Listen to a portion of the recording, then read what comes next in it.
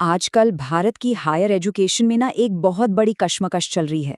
देखिए, एक तरफ है लाखों स्टूडेंट्स और टीचर्स का भविष्य, और दूसरी तरफ है देश की सबसे बड़ी एजुकेशनल बॉडी, हाँ, यूनिवर्सिटी ग्रांट्स कमीशन यानी यूजीसी, जो एक बड़े विवाद के सेंटर में आ गई है।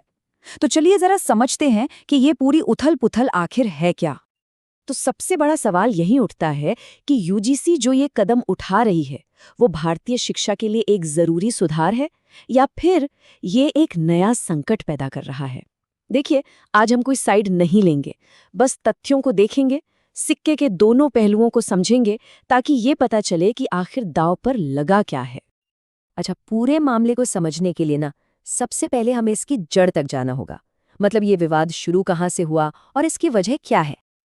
आज पूरे भारत के यूनिवर्सिटी कैंपस में एक अजीब सी बेचैनी का माहौल है। हजारों स्टूडेंट्स, प्रोफेसर्स और यहाँ तक कि खुद यूनिवर्सिटीज भी यूजीसी के खिलाफ सड़कों पर हैं। और ये कोई एक दो जगह का छोटा मोटा प्रदर्शन नहीं है, नहीं, ये एक बहुत बड़ा असंतोष है जो लगातार बढ़ता ही जा रहा है।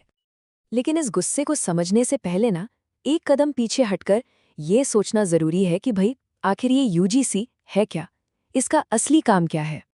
यूजीसी को आप एक तरह से भारत की हायर एजुकेशन का रेफरी समझ सकते हैं। ये वो सरकारी संस्था है जो देश की सभी यूनिवर्सिटीज और कॉलेजों के लिए कह सकते हैं कि खेल के नियम तय करती है। इसका मेन मकसद है ये पक्का करना कि पढ़ाई लिखाई की क्वालिटी बनी रहे। और इसका काम सिर्फ नियम बनाना भर नहीं है। जरा सोचिए, जो डिग्री हाथ में आती है वो असली है या नकली, ये कौन तय करता है? यूजीसी। सिलेबस कैसा होगा, उसका पूरा ढांचा यूजीसी बनाता है। प्रोफेसर बनने के लिए क्या क्वालिफिकेशन चाहिए, हाँ, वो भी यूजीसी ही तय करता है। मतलब पढ़ाई से लेकर रिसर्च तक हर चीज पर इसका सीधा सीधा असर है। तो अब जब हम ये समझ गए हैं कि यूजीसी कितना पावरफुल है, तो चलिए अब उन 4 बड़ी वजहों पर आते हैं जिनकी वजह से इसका इतना जोरदार विरोध हो रहा है। इस विरोध की शिकायतों को हम मोटे तौर पर 4 हिस्सों में बांट सकते हैं। पहला, नियमों में लगातार और अचानक होने वाले बदलाव। दूसरा, कॉलेजों और यूनिवर्सिटीज की अपने फैसले लेने की आज़ादी का कम होना। तीसरा, टीचर्स और रिसर्च पर क्वालिटी से ज्यादा क्वांटिटी का दबाव। और चौथा, इन नए नियमों का गांव और गरीब घरों से आने वाले स्टूडेंट्स पर क्या असर पड़ रहा है। सबसे बड़ी शिकायत है नियमों का बार बार बदलना। कभी 4 साल का अंडरग्रेजुएट प्रोग्राम यानी FIUP आ जाता है, तो कभी नई शिक्षा नीति मतलब NEP के तहत बड़े बड़े बदलाव आ जाते हैं। जैसा एक परेशान स्टूडेंट ने पूछा, हम पढ़ाई करें या हर साल एक नया सिस्टम समझने में ही दिमाग खपाते रहें। ये जो अनिश्चितता है ना, ये स्टूडेंट्स में बहुत ज्यादा बेचैनी पैदा कर रही है। शिक्षकों पर भी जबरदस्त दबाव है। एक स्कोरिंग सिस्टम है जिसे API कहते हैं, यानी एकेडमिक परफॉर्मेंस इंडिकेटर्स। इसके तहत प्रमोशन के लिए लगातार रिसर्च पेपर छापने पड़ते हैं। अब आरोप यह है कि इसकी वजह से अच्छी और दमदार रिसर्च करने के बजाय बस ज़्यादा से ज़्यादा पेपर छापने की एक होड़ सी मच गई है, भले ही उनकी क्वालिटी कैसी भी हो।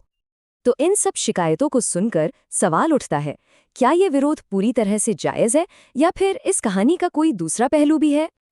देखिए, अगर आराम से सोचें तो ये विरोध अपनी जगह पर काफी हद तक सही लगता है। शिक्षा कोई एक्सपेरिमेंट करने की लैब तो है नहीं जहां हर रोज नए नए प्रयोग किए जाएं, और अचानक से लिए गए फैसले लाखों लोगों का भविष्य बिगाड़ सकते हैं। लेकिन इसका दूसरा पहलू भी है। सोचिए, अगर यूजीसी को एकदम से हटा दिया जाए तो क्या होगा? ये और भी ज्यादा खतरनाक हो सकता है। बिना किसी रेगुलेटर के फर्जी कॉलेजों और नकली डिग्रियों की जैसे बाढ़ आ जाएगी, और तब असली डिग्री की क्या कीमत रह जाएगी? कुछ भी नहीं। तो अगर विरोध करना भी जरूरी है और यूजीसी का होना भी जरूरी है, तो फिर आगे का रास्ता क्या है? जवाब सिर्फ एक शब्द में है, सुधार। यहाँ सबसे जरूरी बात ये समझने की है कि लक्ष्य यूजीसी को खत्म करना नहीं, बल्कि इसे बेहतर बनाना होना चाहिए। सिस्टम को तोड़ने की नहीं, बल्कि उसे आज की जरूरतों के हिसाब से बदलने की जरूरत है।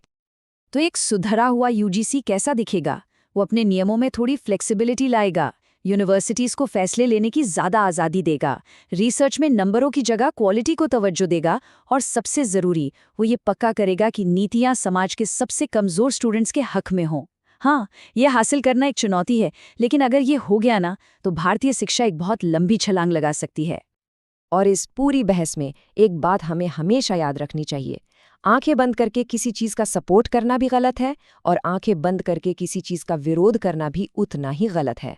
हमें इन दोनों ही रास्तों से बचना होगा।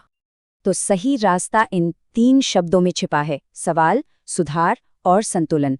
हमें नीतियों पर सवाल भी उठाने होंगे, उनमें सुधार की मांग भी करनी होगी और एक ऐसा बैलेंस भी बनाना होगा जो हमारे पूरे एजुकेशन सिस्टम को आगे ले जाए। तो आखिर में एक सवाल मैं यहीं छोड़ जाता हूं, जिसके बारे में सोचना बहुत जरूरी है।